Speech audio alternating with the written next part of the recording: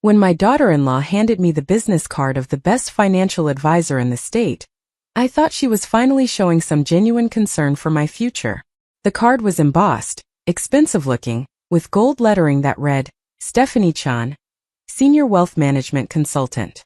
What I didn't know was that this caring gesture would lead to the systematic theft of everything I worked 40 years to build. I'm sharing my story because silence protects predators, and I refuse to be silent anymore. Before we jump back in, tell us where you're tuning in from, and if this story touches you, make sure you're subscribed, because tomorrow, I've saved something extra special for you. The morning Diane brought up the financial advisor, I was in my garden tending to the roses I'd planted when Richard and I first bought this house 38 years ago. Richard had been gone for 2 years now, and the garden was one of the few places where I still felt his presence. The early morning dew clung to the petals, and I was carefully pruning the bushes when I heard her voice calling from the back door. Eleanor? Are you out here? Diane stepped onto the patio wearing designer yoga pants and a crisp white blouse that probably cost more than my entire week's grocery budget. At 41, she maintained the kind of polished appearance that came from regular spa treatments and personal trainers. Her auburn hair was pulled back in a sleek ponytail, and even at 8 in the morning, her makeup was flawless. Just finishing up with the roses, I said, straightening up and brushing the dirt from my gardening gloves. Did you need something, dear? I wanted to talk to you about something important. She settled into one of the patio chairs, crossing her legs in that precise way she had, like every movement was choreographed. Daniel and I have been worried about you. My son Daniel was her husband, my only child, and the center of my world since the day he was born 39 years ago. Hearing that he was worried about me sent a small spike of anxiety through my chest. Worried? About what? Diane leaned forward with an expression of concern that seemed genuine enough. About your finances, Eleanor. You're living alone in this big house, managing everything by yourself. Daniel says you've never been particularly good with investments or financial planning. Richard always handled all of that, didn't he? The comment stung, though I tried not to show it. It was true that Richard had managed our investments and retirement accounts. He'd been an accountant, meticulous with numbers, and I'd been happy to let him handle that aspect of our lives while I focused on raising Daniel and working part-time as a school secretary. But that didn't mean I was incompetent. I've been managing just fine, I said, keeping my voice even. The life insurance and Richard's pension are enough for my needs. But are you really maximizing those assets? Diane pulled out her phone, tapping the screen with one perfectly manicured nail. Daniel and I have been working with an incredible financial advisor, Stephanie Chan. She's helped us triple our investment portfolio in just 3 years. We thought maybe she could help you too. Make sure you're set up properly for the future. I removed my gardening gloves slowly, buying time to process what she was saying. Diane and Daniel lived in a sprawling house in the wealthy part of town, drove luxury cars, and took exotic vacations several times a year. Daniel worked in pharmaceutical sales, making good money, but I'd always wondered how they afforded their lifestyle. Maybe this Stephanie Chun was the answer. I appreciate the thought, but I'm really not interested in taking risks with what Richard left me. It's secure where it is. That's exactly the problem, Diane said, her voice taking on a slightly impatient edge before she smoothed it over with a smile. Keeping everything in basic savings accounts and CDs means you're actually losing money to inflation. Stephanie specializes in conservative, safe investments for retirees. She could probably increase your income by 20 or 30% without any real risk. 20 or 30%. I thought about the roof that needed repairs, the property taxes that seemed to increase every year, the rising cost of everything.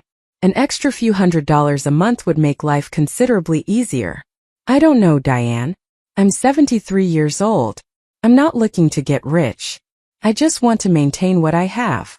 And that's exactly what Stephanie will help you do, but more efficiently. She stood up, placing a business card on the patio table between us. Just meet with her. 1 consultation. If you don't feel comfortable after talking to her, you don't have to do anything. But Daniel really thinks this could help you. And he'd feel so much better knowing someone professional was looking after your interests. The mention of Daniel wanting this swayed me more than any financial argument could have. Since Richard died, I'd felt the distance growing between my son and me. He was always busy, always rushing off to some meeting or event. Diane had become the primary point of contact. The one who called, who visited, who remembered my birthday. If this would ease Daniel's mind and maybe bring us closer, perhaps it was worth considering. All right, I said finally. I'll meet with her. But I'm not promising anything. Diane's smile widened, and she came around the table to give me a quick hug. You won't regret this, Eleanor. Stephanie is absolutely brilliant. I'll set up an appointment for next week. Does Tuesday at 10 work for you? Before I could answer, she was already texting on her phone, her fingers flying across the screen with practiced efficiency. I picked up the business card, studying the gold lettering and the prestigious downtown address listed beneath Stephanie's name. The card felt substantial, expensive, professional. All set, Diane announced. Tuesday at 10 at her office downtown. I'll drive you if you'd like. I can drive myself. I'm not that old yet. The words came out more sharply than I'd intended, and I saw a flash of something in Diane's eyes before her pleasant expression returned. Of course not. I just thought you might appreciate the company. Downtown parking can be a nightmare. She glanced at her watch, a delicate gold piece that I knew cost several $1,000s. I should get going. Pilates class at 9. Remember Tuesday at 10. This is going to be wonderful for you, Eleanor. You'll see. After she left, I sat in the garden for a long time, turning the business card over in my fingers. Richard had always been so careful with our money, so cautious. He'd grown up poor, the son of factory workers, and he never forgot what it was like to struggle. Every dollar we saved, every investment we made, had been part of his careful plan to make sure I'd be taken care of after he was gone. Was I being foolish, keeping everything locked away in safe, low-yield accounts? Or was I being wise, protecting what we'd built together? I looked at the roses, at the house Richard and I had filled with 38 years of memories, and felt the familiar ache of his absence. If he were here, what would he tell me to do? The following Tuesday arrived gray and drizzly, typical weather for our Pacific Northwest town in November. I dressed carefully in my best navy pantsuit, the one I'd worn to Richard's funeral and hadn't touched since. Looking in the mirror, I saw a woman who'd aged considerably in the past 2 years. My hair, once a rich brown, was now completely silver. The lines around my eyes and mouth had deepened. I looked like someone's grandmother, which I supposed I was, even though Daniel and Diane had never given me grandchildren despite my hopeful hints over the years. The drive downtown took 30 minutes, and Diane had been right about the parking. I circled the block 3 times before finding a spot 2 blocks from the address on the business card. By the time I reached the building, a modern glass structure that reflected the gray sky, my feet were already aching in the dress shoes I rarely wore anymore. Stephanie Chen's office was on the 14th floor, part of a suite that housed several financial service companies. The reception area was impressive, all leather furniture and abstract art, with soft jazz playing in the background. A young receptionist with a bright smile checked me in and offered me coffee, which I accepted gratefully. My hands were cold from the walk, and I wrapped them around the warm cup as I waited. Mrs. Morrison? A woman emerged from an interior office, hand extended, smile warm and professional. Stephanie Chen was younger than I'd expected, probably in her mid-30s, dressed in an elegant charcoal suit. Her handshake was firm, confident. Thank you so much for coming in. Diane has told me wonderful things about you. Has she? I managed to return the smile, though I couldn't imagine what wonderful things Diane would have said about me. We'd never been particularly close. Stephanie's office was spacious, with floor-to-ceiling windows overlooking the city. Rain streaked the glass, and I could see the bay in the distance, gray and choppy under the overcast sky. She gestured for me to sit in one of the comfortable chairs opposite her desk, and I noticed the wall behind her was covered in certificates and awards. MBA from Columbia. Certified Financial Planner. Various professional achievements I didn't fully understand, but that looked impressive. So, Diane mentioned you're recently widowed and looking to make sure your finances are properly structured for retirement. Stephanie opened a leather portfolio and clicked her pen, ready to take notes. Tell me a little about your current situation. What assets do you have, and what are your primary financial goals? For the next 20 minutes, I found myself explaining my financial life to this stranger. The life insurance payout of $300,000 sitting in a savings account. Richard's pension that provided $2,000 a month. Our house paid off, worth probably $400,000 in the current market.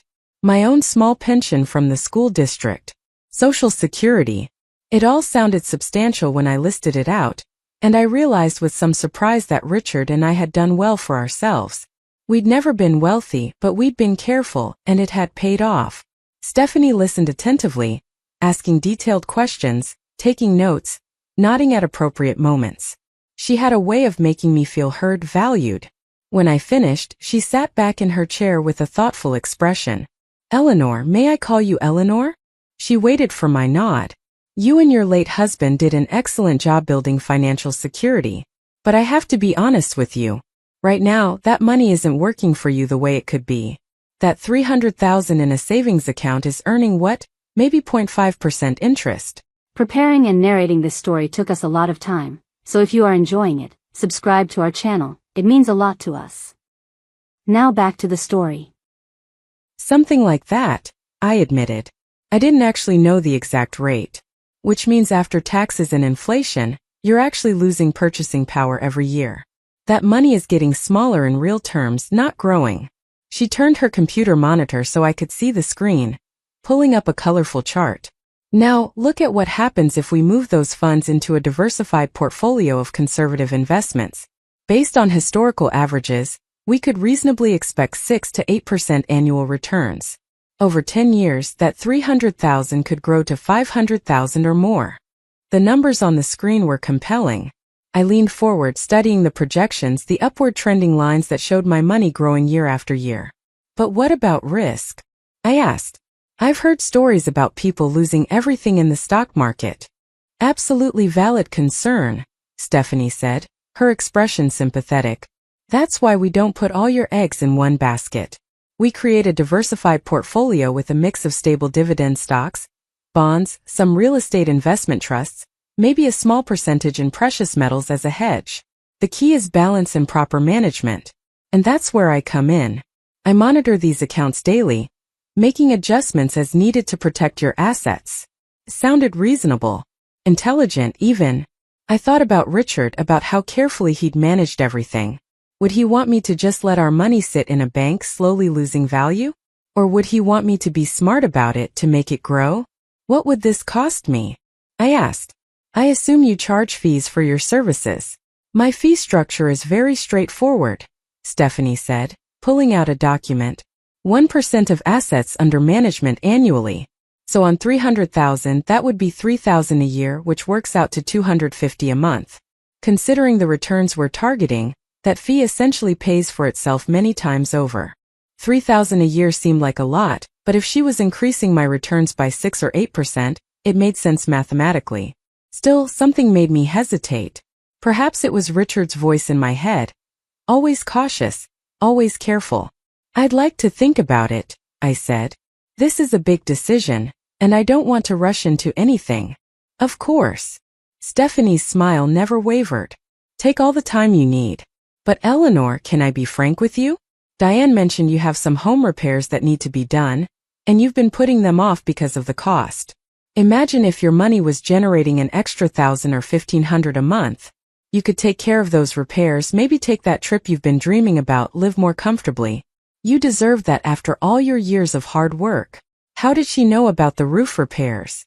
I must have mentioned them to Diane at some point, though I couldn't remember when. The idea of having extra income every month was tempting. Very tempting. What would be the first steps? I heard myself asking.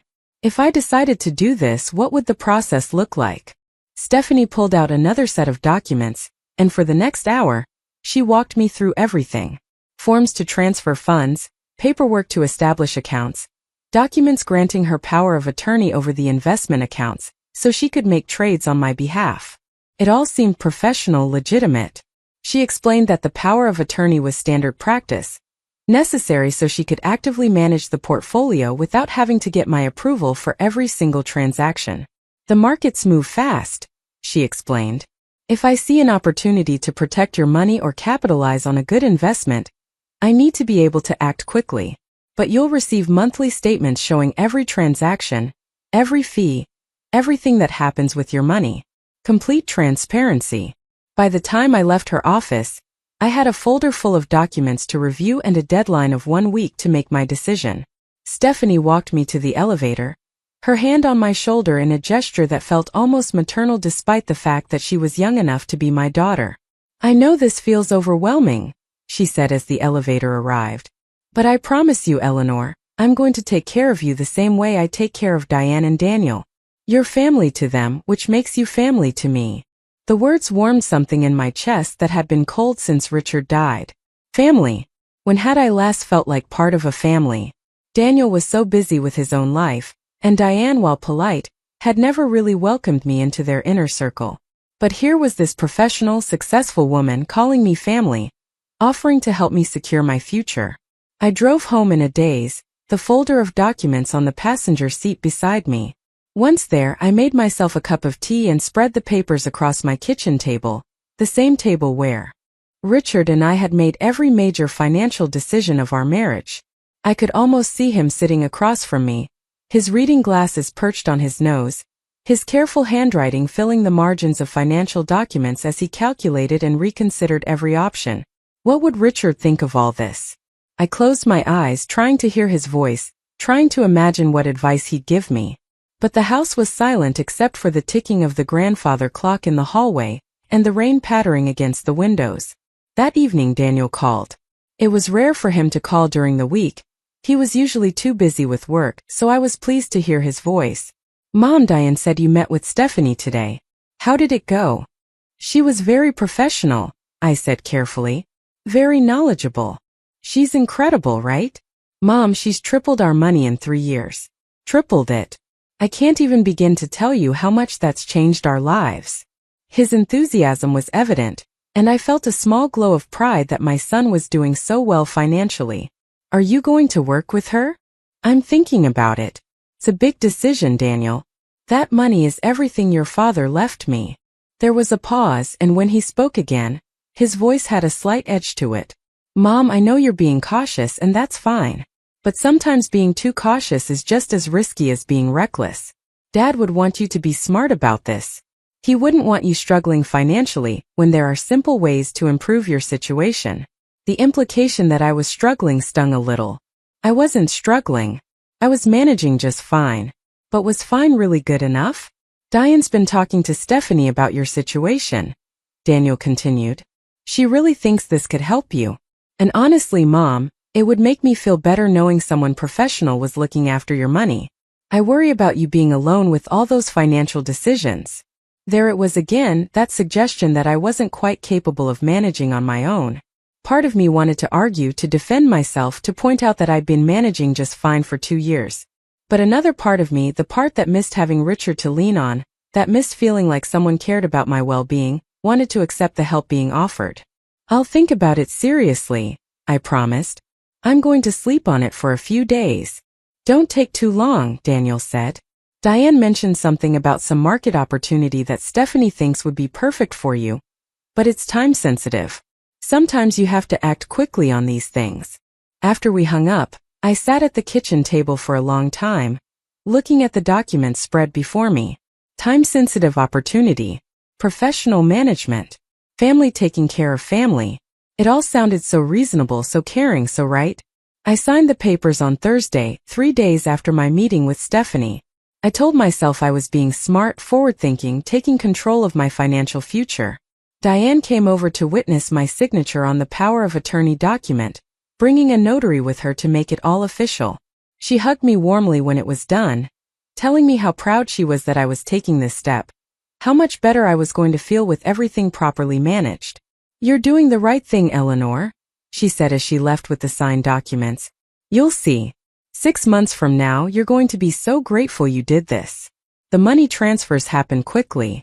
Within a week, my $300,000 had been moved from my savings account into investment accounts managed by Stephanie. I received a thick packet of paperwork confirming the transfers, along with statements showing how the money had been allocated across various funds and investments.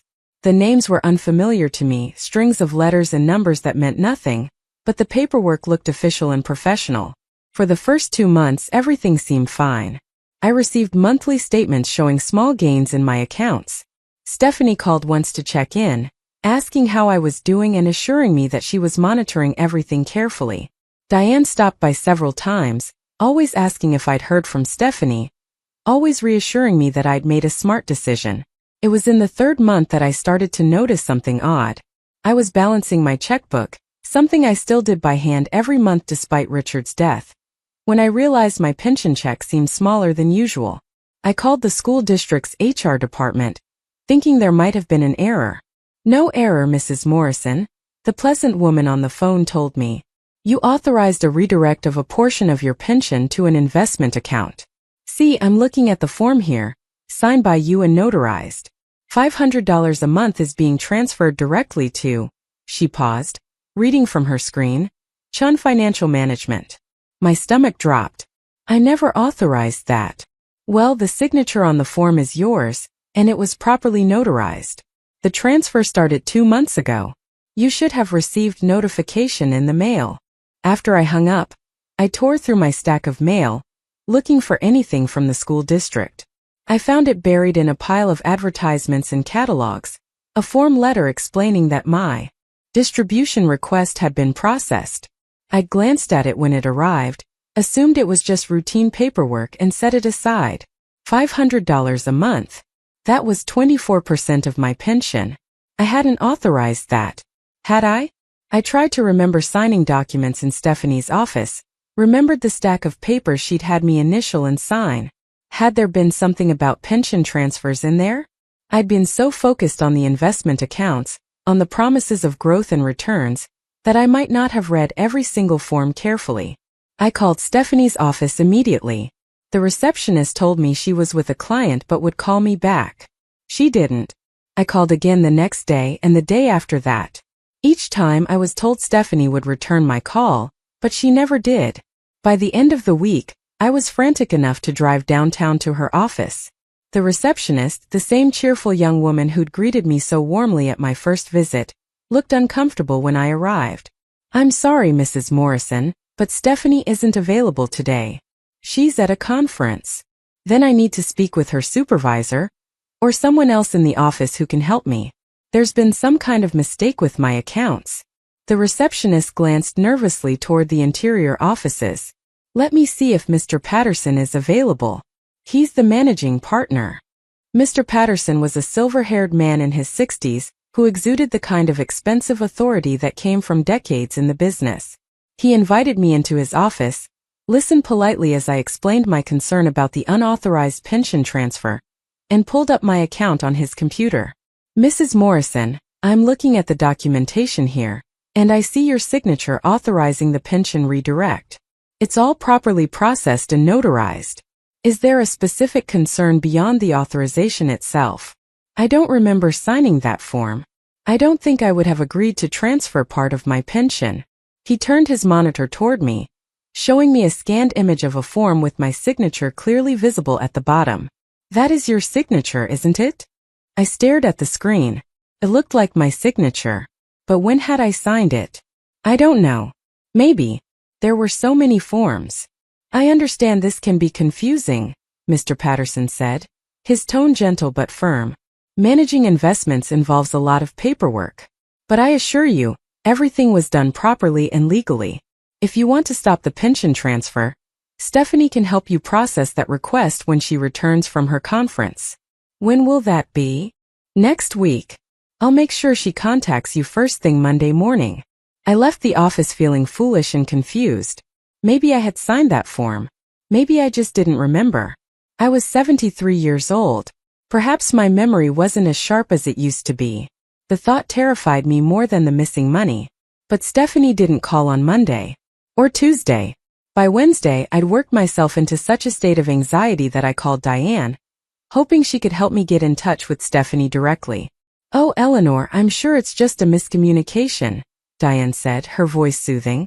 "Stephanie is incredibly busy, but I'll text her right now and ask her to call you. Try not to worry. Your money is being well managed. That's what matters."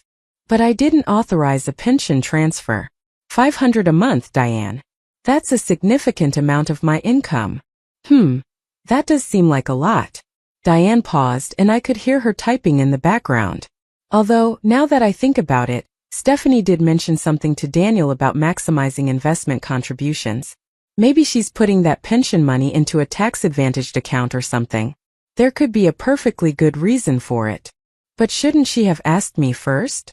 You did sign a power of attorney giving her authority to manage your accounts. That was the whole point, remember? So she could act quickly on opportunities without having to get permission for every little thing. Every little thing. $500 a month was not a little thing to me, but I didn't know how to explain that to Diane, who probably spent that much on a single shopping trip. That night I couldn't sleep. I lay in bed staring at the ceiling, listening to the house settle around me, and felt the weight of my isolation pressing down. Richard would have known what to do. Richard would have caught this problem before it started. But Richard was gone, and I was alone with documents I didn't fully understand and people I was supposed to trust but increasingly wasn't sure I could. The next morning, I did something I probably should have done weeks earlier. I drove to my bank and asked to speak with a manager. Janet Bradley had handled my accounts for 15 years, and she greeted me warmly when I entered her office. "Mrs. Morrison, how nice to see you. What can I help you with today? I need to understand some transactions that have been happening with my accounts." I pulled out my statements pointing to the transfers. I hired a financial advisor, and I'm not sure I understand everything that's happening with my money. Janet took the statements, her expression growing more serious as she reviewed them. "You transferred $300,000 to investment accounts?" "Yes, she's managing investments for me. But I'm concerned about some other transactions I don't remember authorizing." We spent the next hour going through everything. Janet pulled up my account history on her computer, and together we traced every transaction that had occurred since I'd signed Stephanie's paperwork. What we found made my blood run cold. In addition to the pension transfer I'd discovered, there had been 3 other transfers I wasn't aware of. Small amounts, $500 here, $1,000 there, moved into accounts I'd never heard of.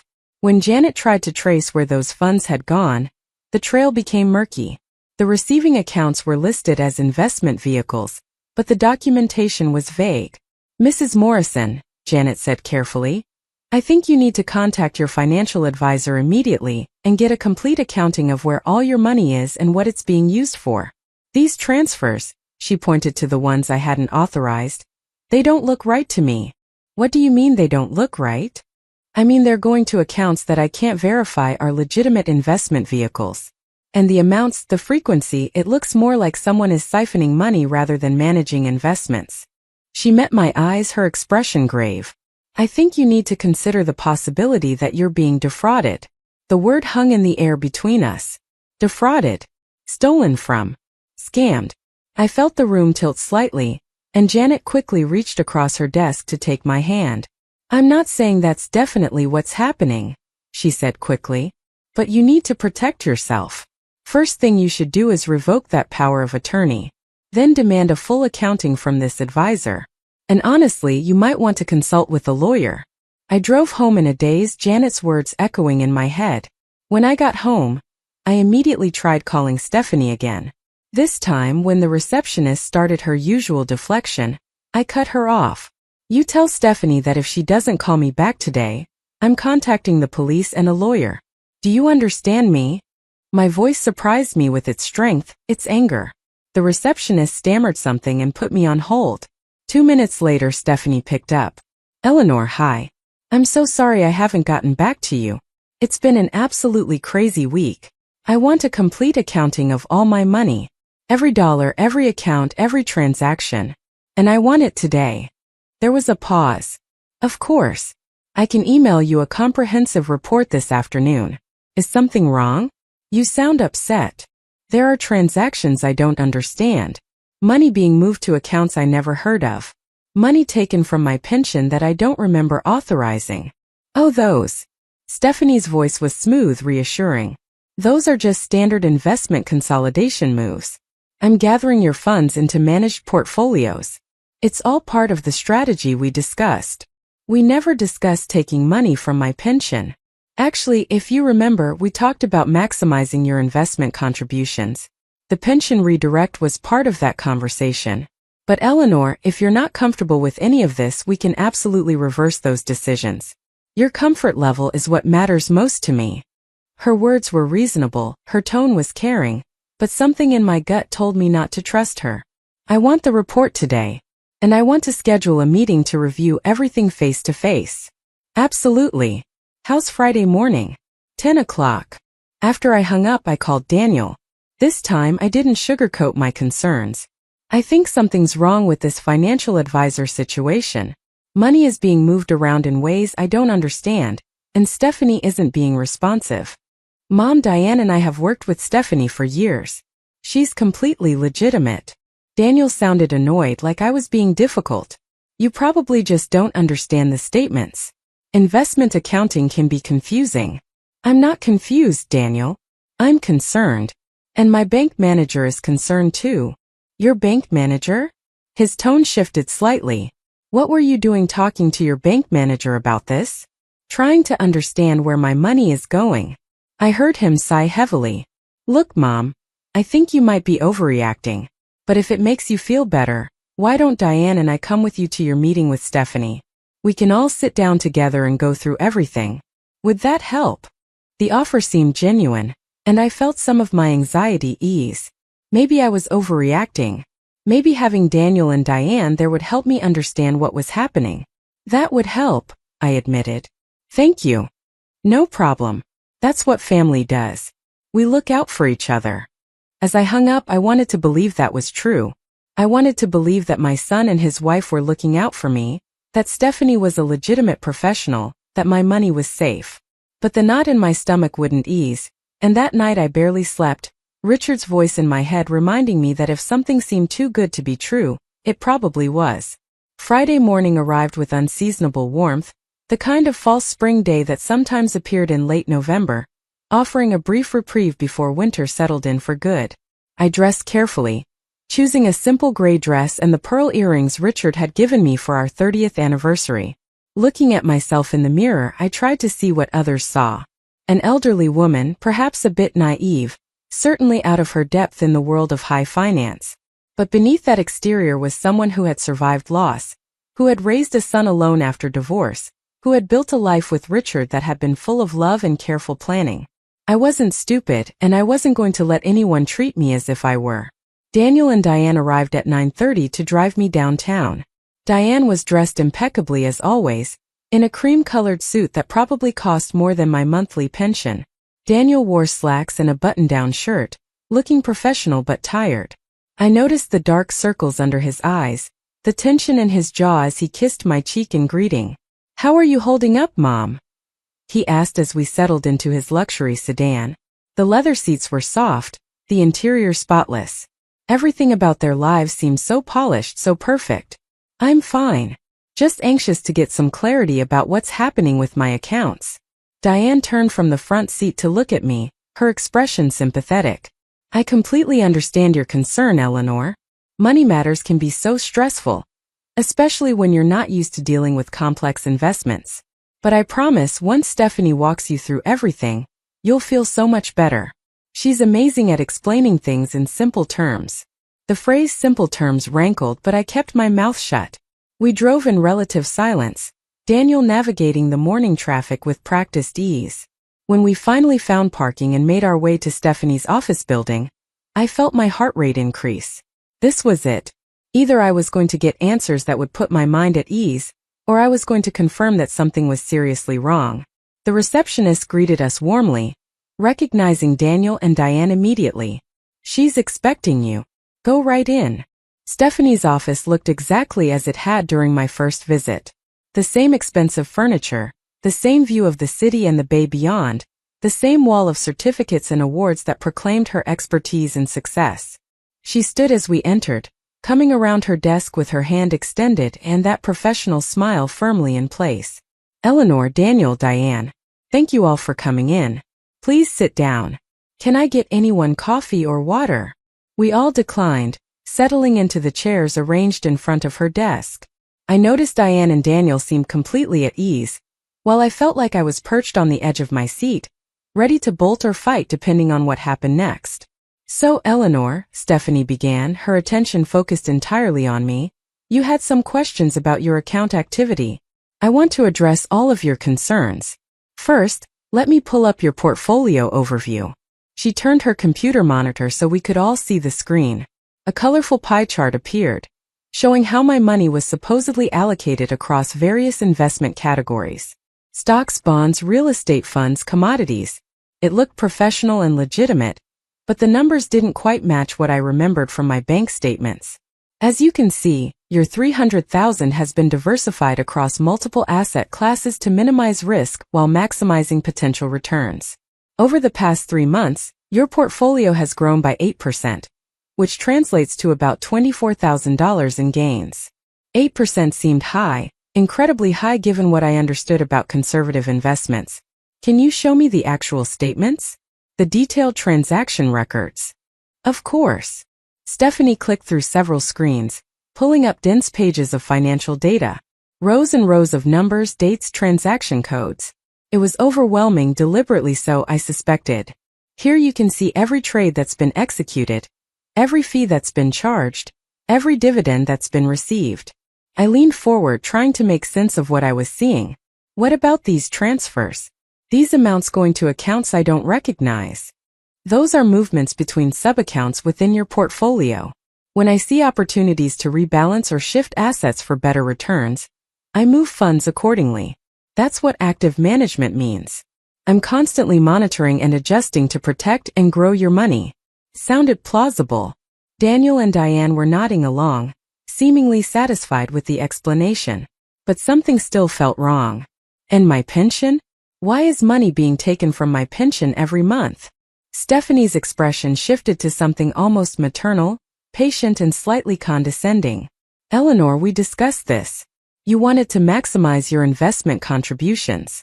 By redirecting a portion of your pension directly into your investment accounts, we're taking advantage of dollar-cost averaging and tax-efficient investing strategies.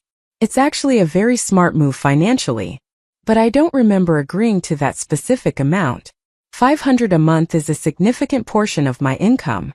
I understand it feels like a lot right now, Stephanie said, her voice soothing. But think long-term. That $500 a month invested properly will grow substantially over the years. You're essentially paying yourself first, prioritizing your future financial security. Diane reached over and patted my hand. Eleanor, when Daniel and I first started working with Stephanie, I had the same concerns. It felt scary redirecting so much of our income into investments. But look at where we are now. Our net worth has tripled. You have to trust the process. I looked at my son, hoping for some indication that he understood my concerns, that he was on my side. But Daniel was nodding in agreement with his wife, his expression suggesting I was being unnecessarily difficult. Mom, Stephanie knows what she's doing. She's been managing money professionally for over a decade. Don't you think she understands investment strategies better than we do? The implication was clear. I was out of my depth, questioning expertise I couldn't possibly understand. And maybe that was true. Maybe I was being paranoid and foolish. But I thought about Janet, my bank manager, and the concern in her voice when she'd suggested I might be getting defrauded. I want to see proof of these gains, I said firmly. Not just numbers on a screen. I want to see account statements from the actual financial institutions holding these investments. The room went very still. Stephanie's smile tightened almost imperceptibly. Diane's hand on mine stilled. Daniel shifted uncomfortably in his seat. Eleanor, Stephanie said carefully, the statements I'm showing you are the official records. These are generated directly from our trading platforms and custodial accounts. What other proof are you looking for? I want to log into these accounts myself. I want to see them directly, not through your system. That's not really how managed accounts work, Stephanie explained, her patience clearly wearing thin. You've given me discretionary authority to manage your investments. The accounts are in your name, yes, but they're accessed through our firm's platforms for security and efficiency reasons. So I can't access my own money? Of course you can access your money, but there are procedures we have to follow. Withdrawal requests, transfer authorizations. We can't have clients randomly logging into trading platforms and potentially making transactions that conflict with the overall investment strategy.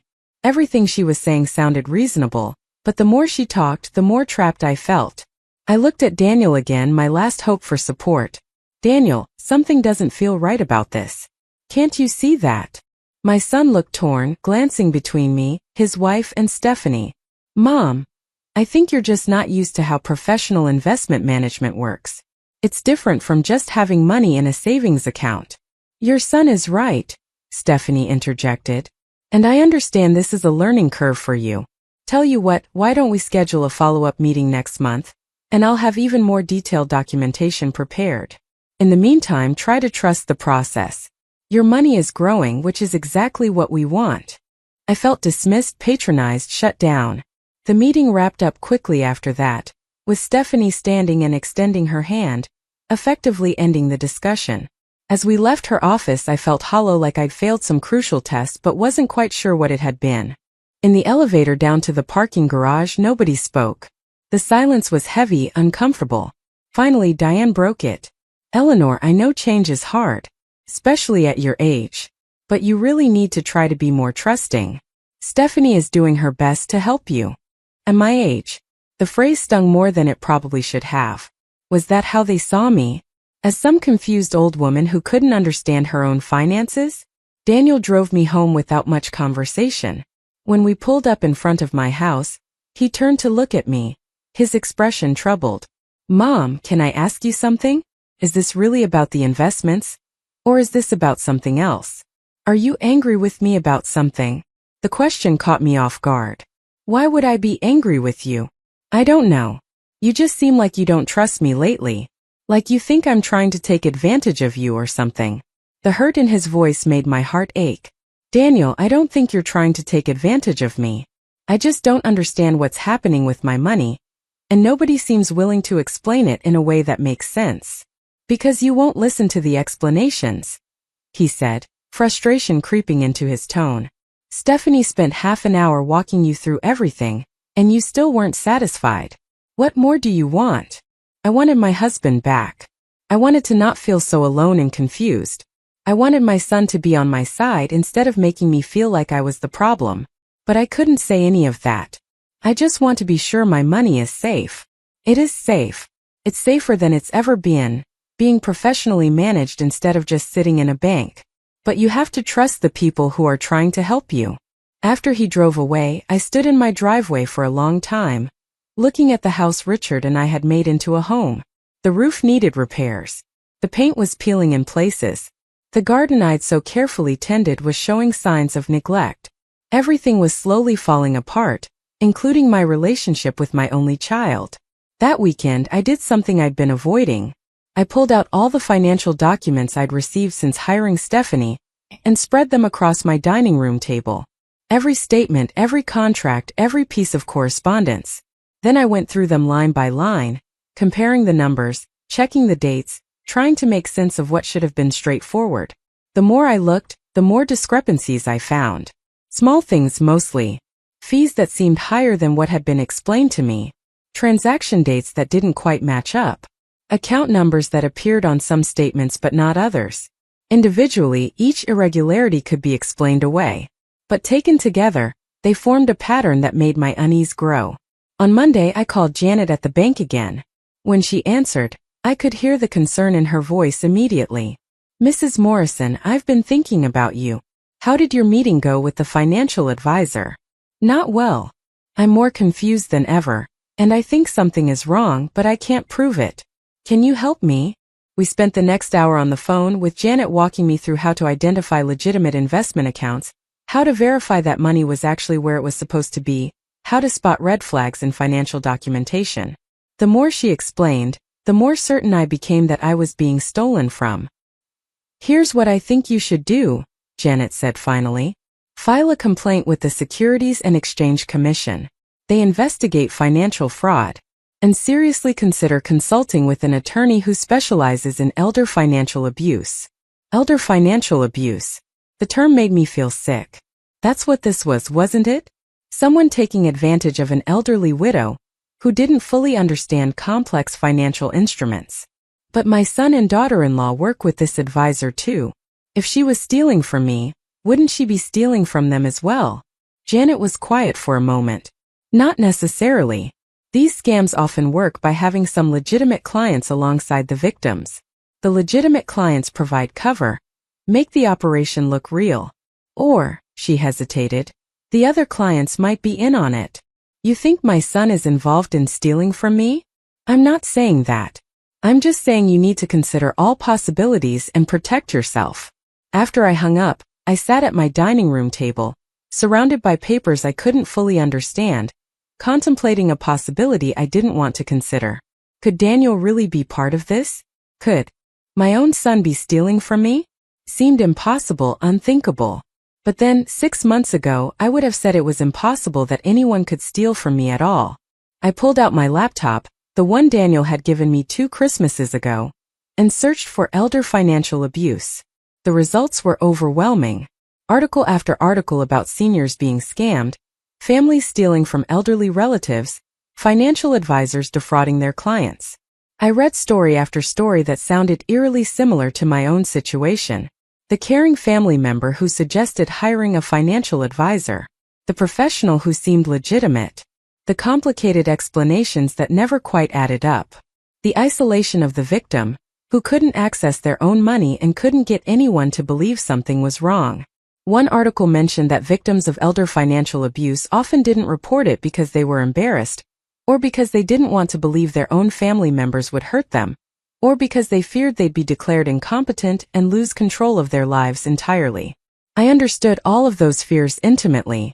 Admitting I'd been scammed meant admitting I'd been foolish.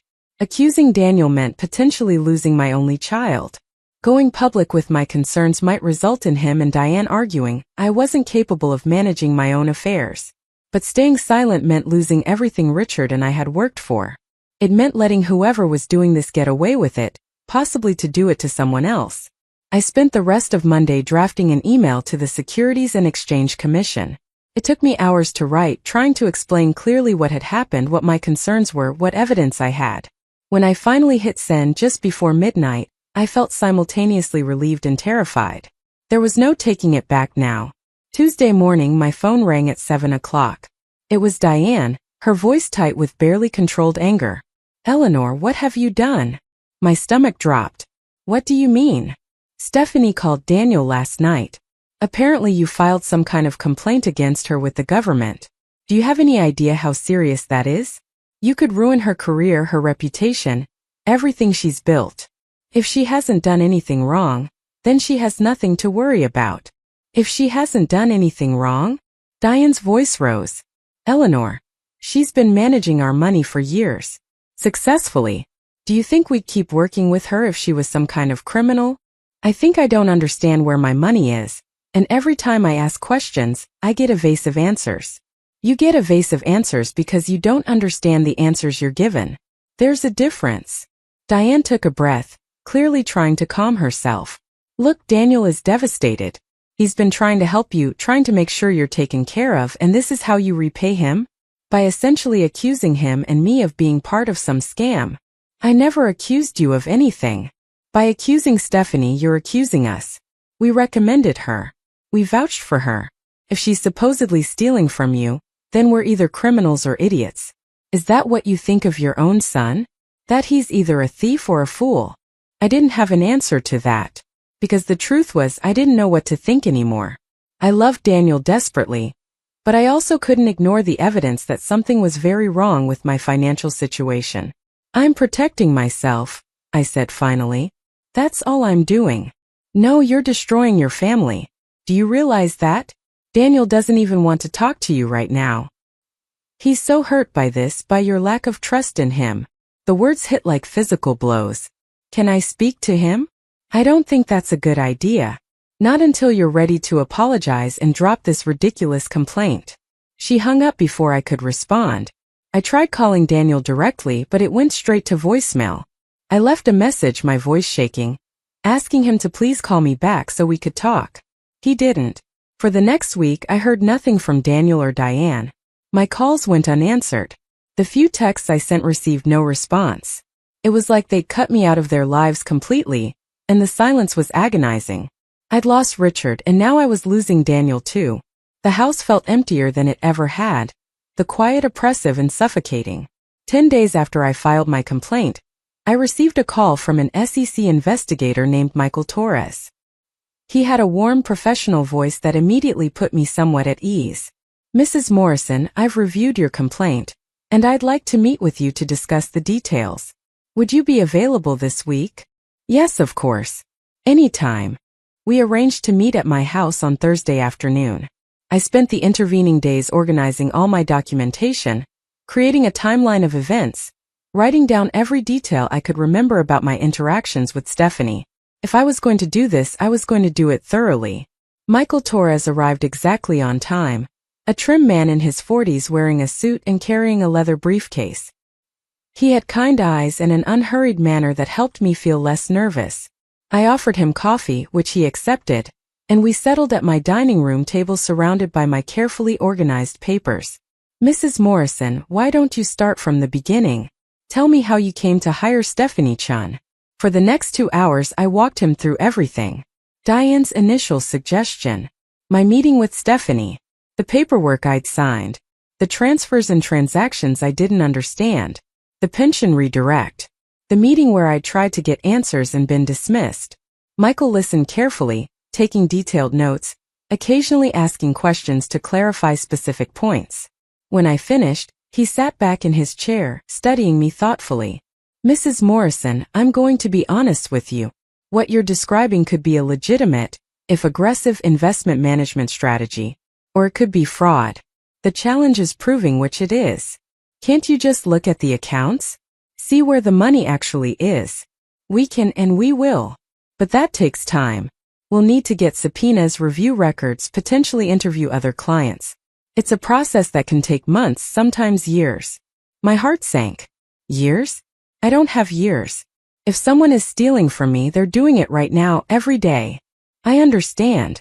In the meantime, there are steps you can take to protect yourself. First, revoke the power of attorney you gave Stephanie. That document gives her control over your accounts, which means she can continue moving money around while we investigate. How do I revoke it? You'll need to send her a formal written notice, certified mail, stating that you're revoking her authority effective immediately. I'd recommend having an attorney draft the letter to make sure it's legally sound.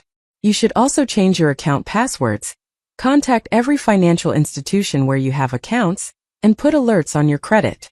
The thought of doing all of that felt overwhelming, but I nodded. What about my son and daughter-in-law? They work with Stephanie too. Should I warn them? Michael's expression became carefully neutral. That's your decision, Mrs. Morrison. But I will tell you that in these types of cases, family members are often involved, either as co-conspirators or as what we call feeder fish, people who bring in new victims and get a cut of the proceeds. You think my son is helping steal from me. I think your son recommended you to a financial advisor who may or may not be legitimate, and that recommendation resulted in you transferring a substantial amount of money into accounts you can't fully access or verify. Whether your son knew what would happen, I can't say. But you need to protect yourself, even if that means protecting yourself from family.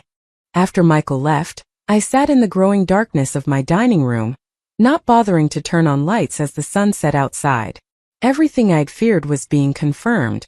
I'd been scammed. My money was gone or going, and my son might be part of it. The next morning, I called an attorney whose name Janet had given me. Harold Chun, no relation to Stephanie, specialized in elder law and financial fraud cases. He agreed to see me that afternoon, and by the end of our meeting, he drafted a letter revoking Stephanie's power of attorney and outlining my intention to pursue legal action if my funds weren't immediately returned to my control. "I'm going to be honest with you, Mrs. Morrison," Harold said as I prepared to leave his office. "Even if we prove fraud, recovering your money might be difficult. These operations often move funds quickly, hide them in complex structures, sometimes transfer them overseas. The best outcome is usually a partial recovery plus criminal prosecution of the perpetrators. So I might lose everything. You might. I'm sorry, but we're going to fight as hard as we can to prevent that." The letter was sent certified mail on Friday. By Monday afternoon, I received a furious call from Diane. "What the hell are you doing, Eleanor? Stephanie received some legal letter revoking her authority and threatening to sue her. Are you out of your mind? I'm protecting what's left of my money. There's nothing to protect it from. Your money is fine. It's being managed properly. But now you've completely screwed everything up. Stephanie says she can't continue working with clients who don't trust her, which means Daniel and I have to find a new advisor, all because of your paranoia. If everything is legitimate, then she should have no problem returning my money to my direct control. It doesn't work that way. There are procedures, penalties for early withdrawal, tax implications. You can't just yank hundreds of thousands of dollars out of investment accounts on a whim. It's not a whim. It's my money and I want it back. Fine. I hope you're happy. You've destroyed your relationship with your son over nothing. He said to tell you he's done trying to help you. If you want to ruin your own life, go ahead, but leave us out of it. The line went dead. I tried calling Daniel immediately, but his phone was off. I sent a text. Please, Daniel, talk to me. I love you. I'm just trying to protect myself. No response came. That night I barely slept. Every sound in the house made me jump. I kept thinking about Michael Torres's warning about family members being involved, about Harold Chen's pessimistic assessment of my chances of recovering my money. I thought about Richard, about how disappointed he'd be that I'd let this happen, that I'd trusted the wrong people with everything we'd built together. Around 3 a.m, unable to sleep, I went to my computer and started searching for information about Stephanie Chan. I should have done this months ago, before signing anything, but I trusted Diane's recommendation. Now I dug deeper, looking beyond the glossy professional website and the impressive credentials. What I found chilled me. There were reviews buried on obscure websites from other clients who'd had experiences similar to mine. People who'd trusted Stephanie with their retirement funds and then found themselves unable to access their money, given confusing explanations, eventually losing substantial amounts. One review was from a widow in her 80s who'd lost her entire life savings. Another was from a retired veteran who trusted Stephanie with his disability settlement. The reviews had been posted over a span of several years, suggesting this wasn't a new operation. And yet somehow Stephanie was still in business, still taking on new clients, still maintaining her professional reputation. How was that possible? I kept digging and found the answer. Each complaint had been settled quietly, out of court, with non-disclosure agreements that prevented the victims from speaking publicly about what had happened. The reviews I was finding were from people who'd violated those agreements or hadn't signed them, and they'd been buried under positive reviews from what I now suspected were fake accounts. At dawn, exhausted but unable to rest, I called Michael Torres and left a detailed voicemail about what I'd found. Then I called Harold Chun and did the same. By the time the sun was fully up, I documented everything, taken screenshots, saved web pages, created a file that proved Stephanie had a pattern of doing exactly what I suspected she was doing to me. I felt vindicated but also terrified. Because if Stephanie had been doing this for years and getting away with it, what chance did I have of stopping her?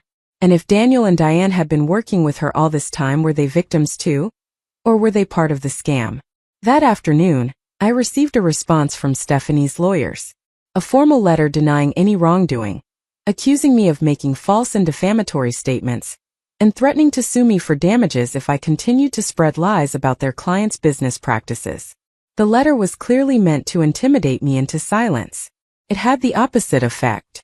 Reading their threats made me angry in a way I hadn't been in years. They were counting on me being scared, being confused, being too embarrassed or intimidated to fight back. They thought I was just another vulnerable widow they could steal from in silence. They had no idea who they were dealing with, and neither, I was beginning to realize, did my son. The investigation took 4 months. 4 months during which I didn't hear from Daniel at all, despite my daily messages. 4 months of sleepless nights and mounting legal bills. But Michael Torres was thorough, and what he uncovered was worse than I'd imagined. Stephanie had been running an elaborate Ponzi scheme for 6 years. My money hadn't been invested at all. It had been transferred to shell accounts, then distributed to earlier investors to create the illusion of returns, with substantial amounts siphoned off to Stephanie herself. The accounts she'd shown me, the impressive returns, all fabricated. The worst revelation came during a meeting in Harold Chen's office. Michael Torres sat across from me, his expression grim as he explained what they'd discovered about Daniel and Diane's involvement. "Your son and daughter-in-law were what we call recruiters," Michael said gently. "They received 20% of whatever new money they brought in. Over the past 3 years they'd referred 8 clients to Stephanie. You were the biggest score." I felt the room spin. Daniel knew? He knew she was stealing from me. The evidence suggests yes. We found emails between him, his wife, and Stephanie discussing your financial situation before you ever met with her. They knew exactly how much you had and planned how to get it. My son had sold me out for money. My only child, the boy I'd raised alone, who I'd sacrificed everything for, had deliberately led me into a trap that cost me everything his father had left me. The trial took place 8 months later. Stephanie was convicted of wire fraud, money laundering, and theft. She received 12 years in federal prison. Daniel and Diane pleaded guilty to conspiracy and received 5 years each. At their sentencing, Daniel finally looked at me. Across the courtroom, our eyes met, and I saw something I'd never seen in him before: shame. Real devastating shame. But he said nothing, made no attempt to apologize or explain. He just looked away as the bailiff let him out. I recovered 38 cents on the dollar. Not nothing, but far from everything. The house would have to be sold eventually. My comfortable retirement was gone. But I was still standing. Now I volunteer at a senior center, teaching other elderly people how to spot financial scams, how to protect themselves, how to ask the right questions. I tell my story to anyone who'll listen, hoping to save at least one person from what I went through. People ask if I miss Daniel. The truth is, I miss the son I thought I had.